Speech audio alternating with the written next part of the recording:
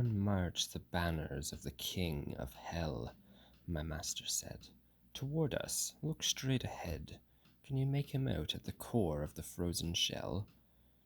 Like a whirling windmill seen afar at twilight, or when a mist has risen from the ground, just such an engine rose upon my sight, stirring up such a wild and bitter wind I cowered for shelter at my master's back.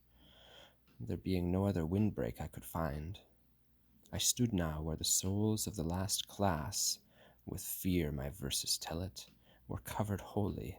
They shone below the ice like straws in glass. Some lie stretched out, others are fixed in place upright, some on their heads, some on their souls, another, like a bow, bends foot to face. When we had gone so far across the ice that it pleased my guide to show me the foul creature which once had worn the grace of paradise, he made me stop, and, stepping aside, he said, "Now see the face of Dis. This is the place where you must arm your soul against all dread." Do not ask, reader, how my blood ran cold and my voice choked up with fear. I cannot write it. This is a terror that cannot be told. I did not die, and yet I lost life's breath.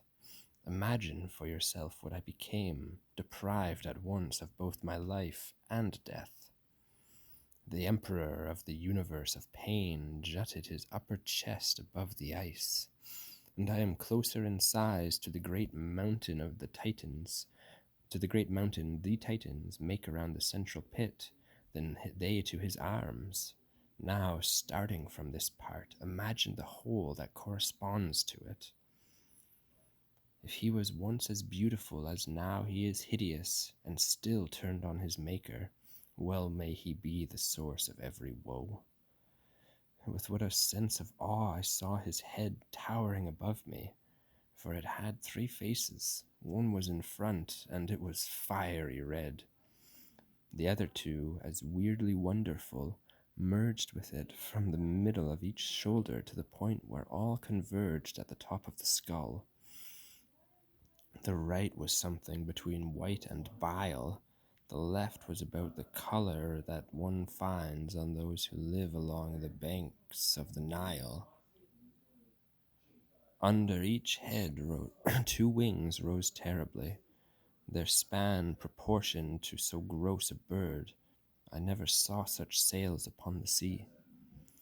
They were not feathers, their texture and their form were like a bat's wings, and he beat them so that the 3 winds blew from him in one great storm. It is these winds that freeze all Cocytus. He wept from his 6 eyes, and down 3 chins the tears ran mixed with bloody froth and pus. In every mouth he worked a broken sinner between his rake-like teeth. Thus he kept 3 in eternal pain at his eternal dinner. For the one in front, the biting seemed to play no part at all compared to the ripping. At times, the whole skin of his back was flayed away. That soul that suffers most, explained my guide, is Judas Iscariot, he who kicks his legs on the fiery chin and has his head inside. Of the other 2 who have their heads thrust forward, the one who dangles down from the black face is Brutus. Note how he writhes without a word. And there, with the huge and sinewy arms, is the soul of Cassius. But the night is coming on, and we must go, for we have seen the whole. Then, as he bade, I clasped his neck, and he, watching for a moment when the wings were open wide, reached over dexterously and seized the shaggy coat of the king demon, then grappling matted hair and frozen crusts from one tuft to another, clambered down.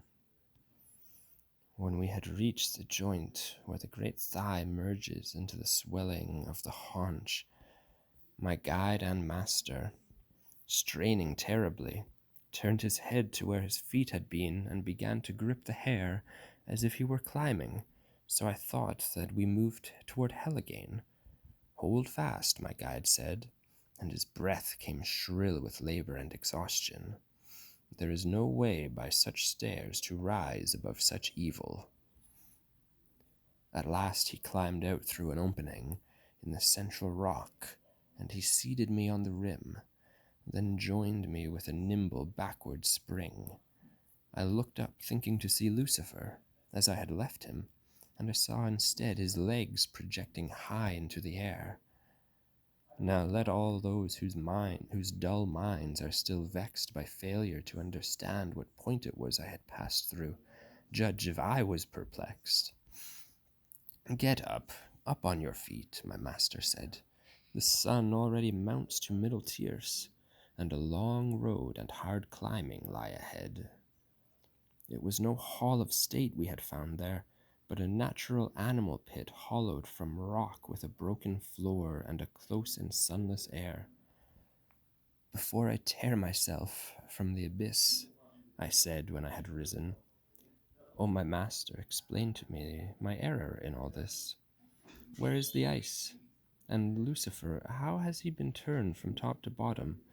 And how can the sun have gone from night to day so suddenly?" And he said to me, "You imagine you are still on the other side of the center, where I grasp the shaggy flank of the great worm of evil which bores through the world. You were while I climbed down, but when I turned myself about, you passed the point to which all gravities are drawn. You are under the other hemisphere where you stand. The sky above us is the half opposed to that which canopies the great dry land. Under the midpoint of that other sky, the man who was born sinless and who lived beyond all blemish came to suffer and die. You have your feet upon a little sphere which forms the other face of the Judica. There it is evening when it is morning here. And this gross fiend and image of all evil, who made a stairway for us with his hide, is pinched and prisoned in the ice pack still. On this side he plunged down from heaven's height, and the land that spread here once hid in the sea and fled north to our hemisphere for fright. And it may be that moved by that same fear, the one that still rises on this side fled upward, leaving this great cavern here. Down there, beginning at the further bound of Beelzebub's dim tomb, there is a space not known by sight, but only by the sound of a little stream descending through the hollow it has eroded from the massive stone in its endlessly entwining, lazy flow. My guide and I crossed over and began to mount that little known and lightless road to ascend into the shining world again. He first, I second. Without thought of rest, we climbed the dark until we reached the point where a round opening brought in sight the blessed and beauteous shining of the heavenly cars. Honk honk. Probably not those kind of cars. And we walked out once more beneath the stars.